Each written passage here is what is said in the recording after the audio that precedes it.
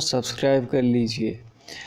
पहला क्वेश्चन है, the neutral axis of a balanced section is called. क्या बोलते हैं? देखिए, बैलेंस में हम न्यूट्रल एक्सिस को क्रिटिकल न्यूट्रल एक्सिस बोलते हैं। The spacing of vertical stirrups in a rectangular beam is.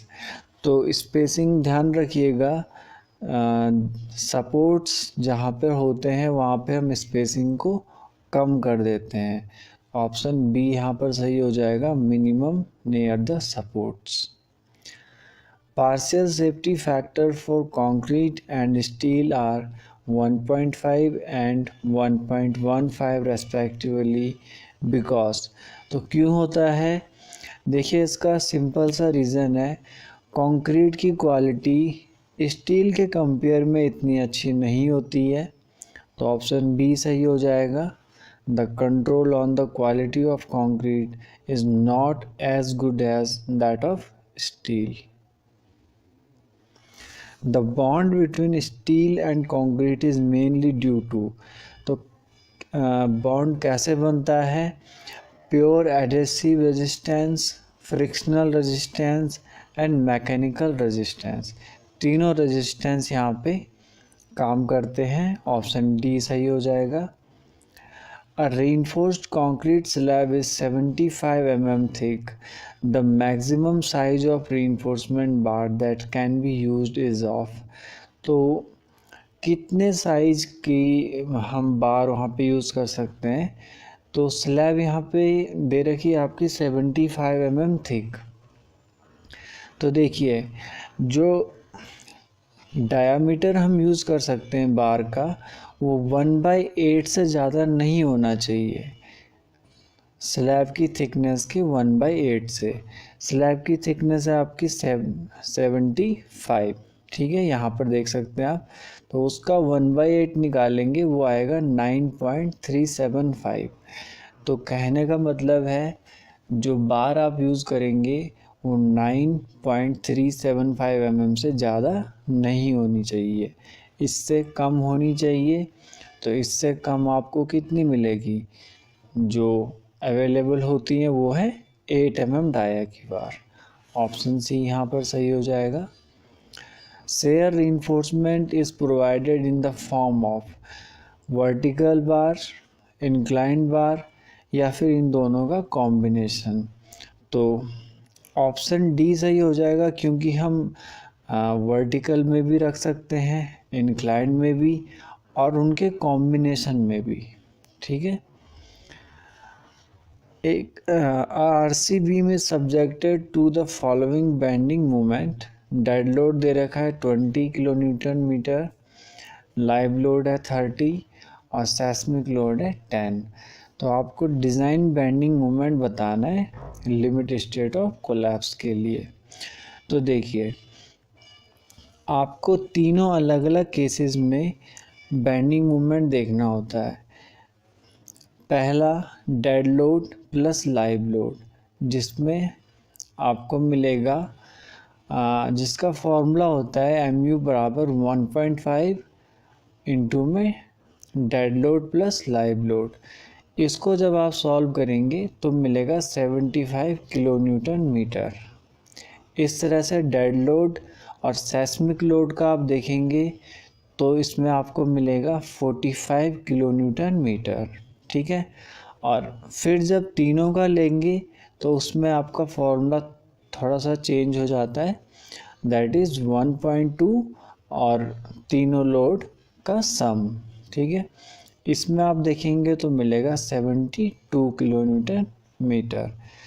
तो इनमें से जो सबसे ज़्यादा होता है वही हो जाता है हमारा डिज़ाइन बेंडिंग मोमेंट, यानी कि 75 किलो न्यूटन मीटर।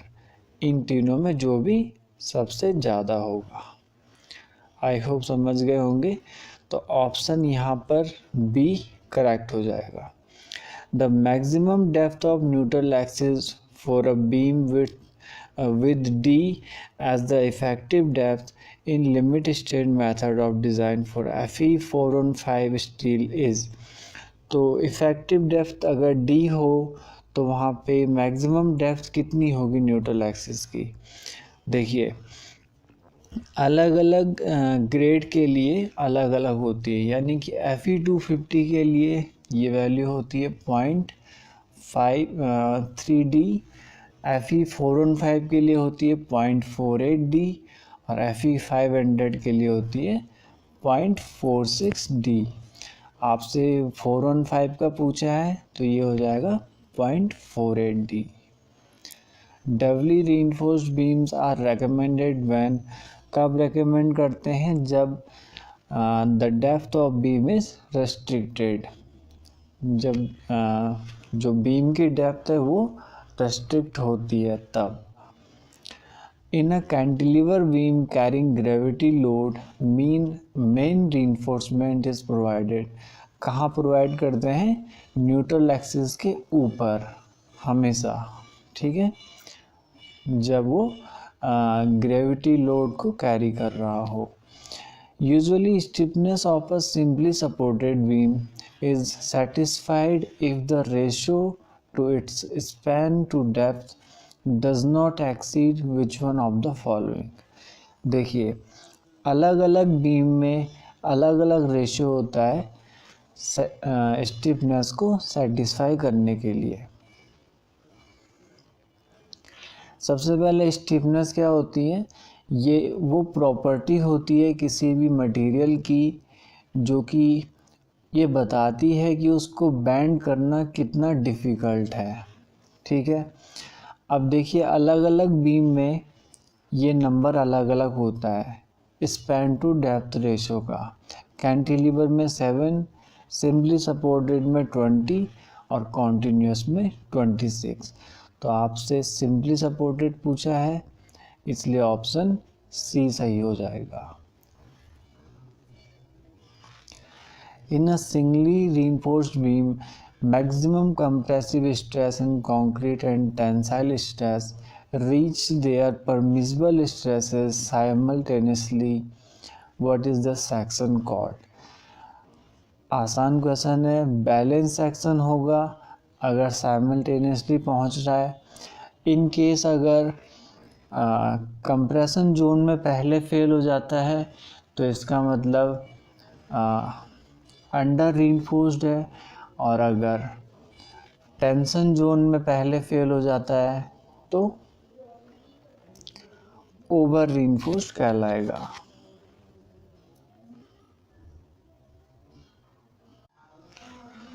माफ़ कीजिए मैंने यहाँ पर उल्टा बोल दिया है। अगर कंप्रेशन में पहले फेल होगा तो वहाँ पर ओवर रीइंफोर्स्ड कहलाएगा, और अगर टेंशन जोन में पहले फेल होता है तो अंडर रीइंफोर्स्ड कहलाता है। आगे बढ़ते हैं। What shall be the maximum area of reinforcement in compression and tension in an RCC beam respectively। तो देखिए बीम के केस में चाहे कंप्रेशन जोन हो या फिर टेंशन जोन हो, आपने देखा होगा 0.04 BD इसका होता है दोनों केसेस में, यानी कि 4% यहाँ पे सही होगा दोनों के लिए, 4% and 4%। How is the deflection in RC beam control. Deflection का सीधा सीधा जो रिलेशन होता है वो होता है स्पैन टू डेप्थ रेशो से। ऑप्शन सी सही होगा, by controlling span to depth ratio. What is the adoptable maximum spacing between vertical stirrups in an RCC beam of a rectangular cross section having an effective depth of 300 mm। देखिए यहाँ पे जो है जो spacing है वो 0.75D और 300 mm इनमें से जो भी छोटा होता है वो ली जाती है। तो 0.75D अगर आप निकालेंगे तो वो आ जाएगी आपकी 225 mm, ठीक है। और ये जो नीचे लिखा हुआ है in no case shall the spacing exceed 300 mm, इसका मतलब वही है जो मैंने अभी कहा। अगर 0.75D आपका 300 mm से ज़्यादा आ रहा है तो आप 300 mm को प्रीफर करेंगे। तो ऑप्शन डी यहाँ पर सही होगा, 225 mm। What is the modular ratio to be used in the analysis of RC beam using working stress method if the grade of concrete is M20? देखिए, मॉड्यूलर रेशियो का सीधा सीधा फॉर्मूला होता है 280/3 सिग्मा CVC। सिग्मा CVC क्या होता है? आपका परमिसिबल कंप्रेसिव स्ट्रेस, जिसकी वैल्यू अलग अलग कंक्रीट ग्रेड के लिए अलग अलग होती है। तो पहले आप इस टेबल को देखिए, यहाँ पर M20 की बात कर रखी है, तो रेड कलर में आपको दिख रहा होगा, उसके लिए होती है वैल्यू 7। बाकियों का भी आप देख सकते हैं, जैसे आप M15 का देखिए, M30 का देखिए, इनमें तो आपको 1/3 मिलेगा एग्जैक्ट, और बाकियों में भी ऑलमोस्ट 1/3 ही होता है। ठीक है, तो ये आपको ध्यान होनी चाहिए वैल्यू। और तो यहाँ पे सिग्मा CVC आपका हो जाएगा 7 और m बराबर हो जाएगा 280/3 × 7। सॉल्व करके आ जाएगा 13.3। Option number B.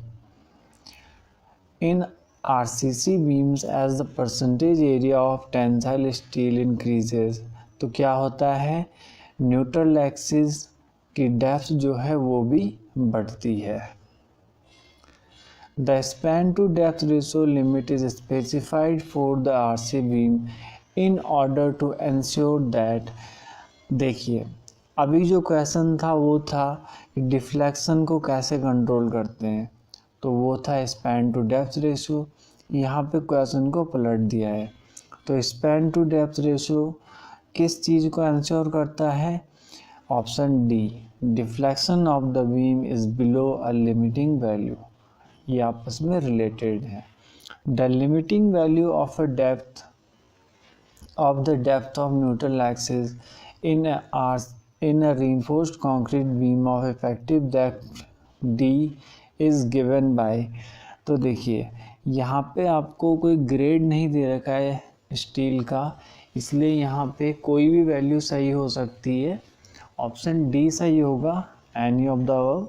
जो मैंने अभी आपको टेबल बताई थी, हर एक ग्रेड के लिए ये वैल्यू अलग अलग हो जाती है। If the permissible stress in steel in tension is 140 Newton per mm square, then the depth of neutral balanced section using working stress method is, क्या होगा? देखिए, XU आपका होता है 280/280 + 3 सिग्मा ST और इंटू में D। तो D तो आप D रखेंगे क्योंकि दे नहीं रखा है, और सिग्मा ST होता है आपका permissible tensile stress.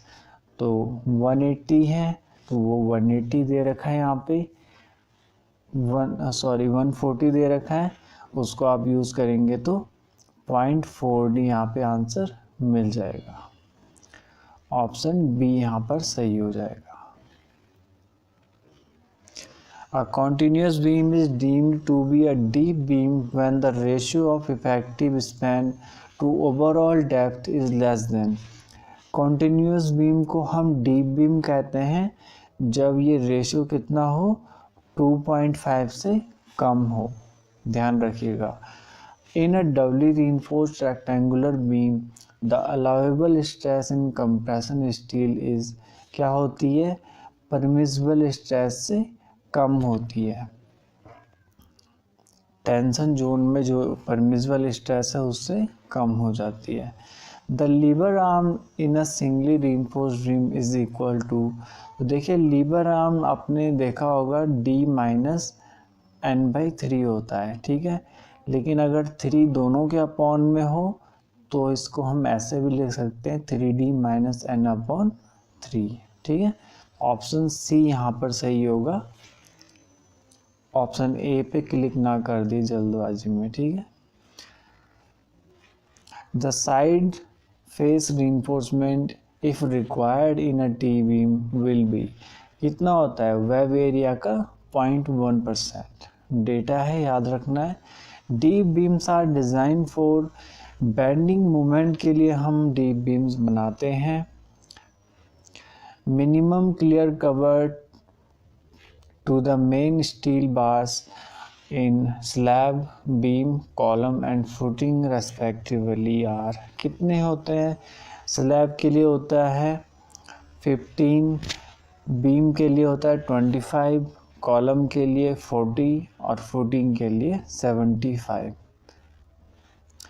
Beam sections are designed in accordance with LSM and as compared to WSM will have, क्या होता है?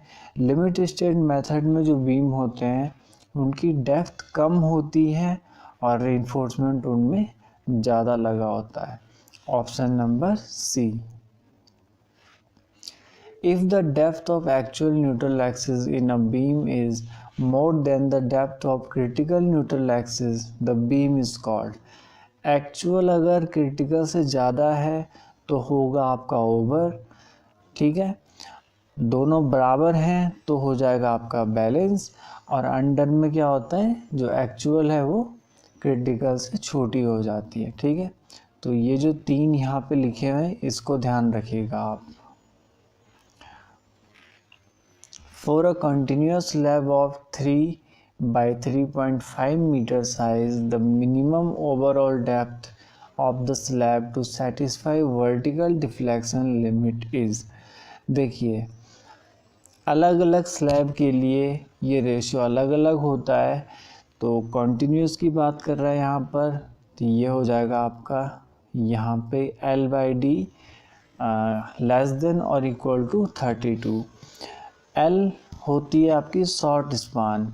शॉर्ट स्पान यहाँ पे अगर 3.3 बाई 3.5 दे रखा है, शॉर्ट आपका कितना हो गया 3, और mm में लिखेंगे तो 3000 हो जाएगा, ठीक है। तो 3000 यूज़ करेंगे कैपिटल L की जगह पे, और इससे D आप निकालेंगे तो वो आ जाएगा ग्रेटर देन और इक्वल टू 9.37, ठीक है। तो 9.37 तो आपका ऑप्शन में नहीं है, इसलिए आपका सही आंसर हो जाएगा option C, 10 centimetre. The minimum reinforcement using mild steel in slab should not be less than, तो माइल्ड स्टील के लिए स्लैब में जो रेनफोर्समेंट है वो 0.15% से कम नहीं होना चाहिए, ये मिनिमम है।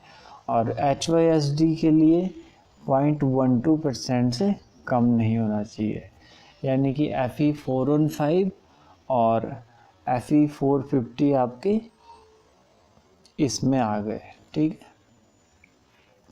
FE500 sorry. In the reinforced concrete slab the spacing between main reinforcement should not exceed, तो कितना होता है 3D से ज़्यादा नहीं होना चाहिए, ठीक है। अगर मेन की बात कर रहा है, देख लीजिए अगर मेन की बात करेगा तो 3D और 300 mm इनमें से जो छोटा होगा वही लेंगे, और अगर डिस्ट्रीब्यूशन की बात करेगा तो 5D और 300 mm में जो छोटा होगा उसे लेंगे। लीबर arm constant is determined by, तो लीबर आर्म कांस्टेंट आपका 1 - K/3 होता है, जिसमें K क्या होता है, neutral axis constant. Flexural collapse in over reinforced beam is due to, किस चीज़ की वजह से आता है, टेंशन फेलियर की वजह से। Spacing of shear stirrups in rectangular beam is, तो स्पेसिंग देखिए शेयर स्ट्रप्स की कॉर्नर में ज़्यादा होती है, और नहीं कॉर्नर में कम होती है और मिड में ज़्यादा होती है। इसका रीज़न ये है, देखिए जहाँ पर शेयर फोर्स ज़्यादा होता है, जैसे आपका बीम होगा नॉर्मल कोई भी, ठीक है, तो शेयर फोर्स आपका कॉर्नर पे ज़्यादा होता है, तो इसलिए यहाँ पे स्पेसिंग कम रखी जाती है, ठीक। और मिड में शेयर फोर्स कम होने की वजह से स्पेसिंग को थोड़ा सा बढ़ा देते हैं, ठीक। तो यहाँ पे ऑप्शन डी सही हो जाएगा, increased towards the centre of the span. जैसे जैसे हम सेंटर की ओर जाते हैं तो स्पेसिंग को बढ़ा देते हैं। Permissible shear stress in concrete is a function of, option D सही होगा, percentage of steel reinforcement and grade of concrete, इन दोनों चीज़ों का फंक्शन होता है। The slab is designed as one way if the ratio of long span to short span is, देखिए अगर longer span to shorter span greater than 2 है तो आपका वन वे होता है, इक्वल टू 2 है तब भी वन वे होता है, यहाँ पे आप देख सकते हैं, ठीक है। ग्रेटर देन और इक्वल टू में ग्रेटर देन और इक्वल टू, इसमें आपका वन वे हो जाएगा, और अगर लेस देन है, 2 से कम है, तो आपका 2 वे हो जाएगा यहाँ पर। The minimum grade of concrete for hydraulic structure as per IS code recommendation is, कितना होता है, M30 होता है, और RCC स्ट्रक्चर के लिए M20। Half of the main steel is in a simply supported slab is bent up near the support at a distance of x from the center of slab। तो x आपको distance बतानी है, तो देखिए L/7 होता है यहाँ पर, ये आपका कोई बीम है अगर नॉर्मल, तो ये अगर आपका कोई 7 मीटर का स्पैन है सपोज, तो आप क्या करेंगे, कॉर्न सपोर्ट से 1 मीटर की डिस्टेंस पे मेन रिइंफोर्समेंट को बैंड करेंगे, ठीक है। तो आपको ध्यान रखना है L/7 यहाँ पे सही आंसर होगा। Characteristics load is given by, तो इसका फॉर्मूला होता है F बराबर FM प्लस 1.64S। FM होता है आपका मेन लोड, मीन लोड, और S होता है standard deviation. Due to shrinkage stress, a simply supported beam having reinforcement only at bottom tends to deflect downward होगा नीचे की तरफ। Percentage of steel for balance design of a singly reinforced section by LSM depends on, किस पे depend करता है, strength की characteristic पे भी, यील्ड स्ट्रेंथ ऑफ स्टील पे भी, modulus of elasticity of steel, तीनों चीज़ों पे डिपेंड करता है।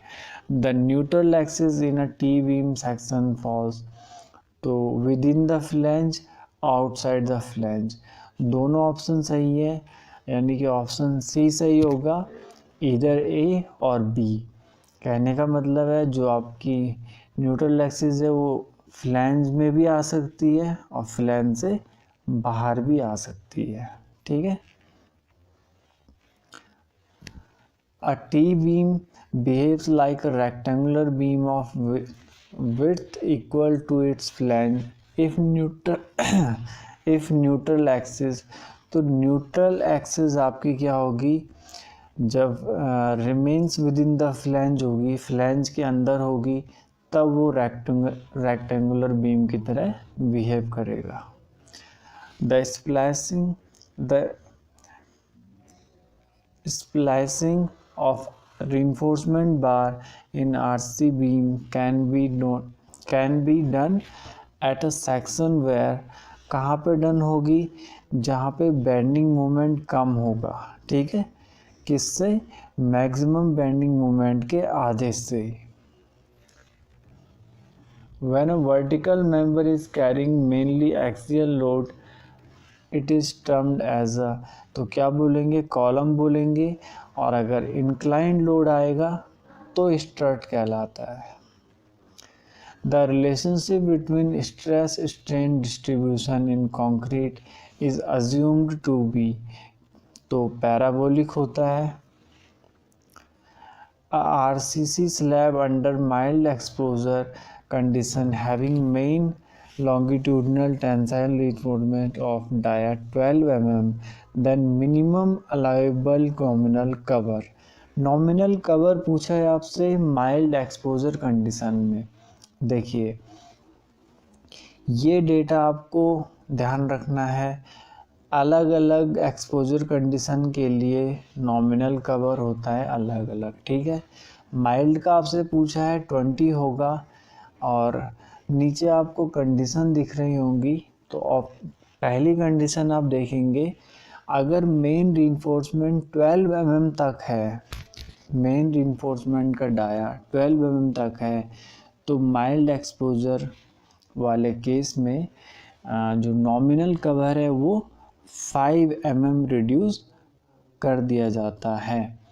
तो यहाँ पे आपका जो क्वेश्चन है आप देख सकते हैं, यहाँ पे 12 mm, यहाँ पे आपको 12 mm दे रखा है, तो इसका मतलब 20 ना होके आपका आंसर यहाँ पे 15 सही होगा, ठीक है।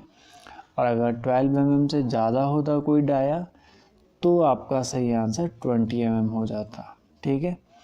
दूसरी कंडीशन भी आप देख सकते हैं, वैसे ये आपके क्वेश्चन का नहीं है पार्ट, तो जैसे इसमें आपको दे रखा है कि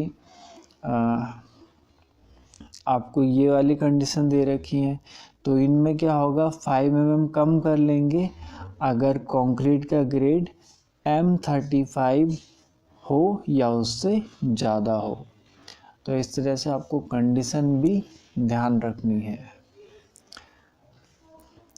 The width of the flange of L beam is taken as, तो 1/6 of the effective span of L beam, बिल्कुल ठीक है। breadth of rib and half of the clear distance between the rib, breadth of rib plus 4 times the thickness of the slab, तीनों सही है। तीनों में जो कम होती है वो हम लेते हैं, तो ऑप्शन डी यहाँ पर सही होगा।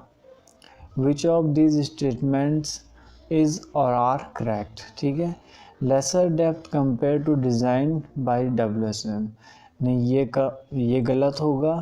higher value of steel compared to design by working stress method, ये आपका सही है। और lower cost compared to design by WSM, ये भी सही है। तो both B and C यहाँ पे सही आंसर होगा। लास्ट क्वेश्चन है आपका, for a reinforced concrete section the shape of shear stress diagram is, तो अगर आप देखेंगे तो पैराबोलिक भी होता है और रेक्टेंगुलर भी होता है, ठीक है। और पैराबोलिक होता है न्यूट्रल एक्सिस से ऊपर और रेक्टेंगुलर होता है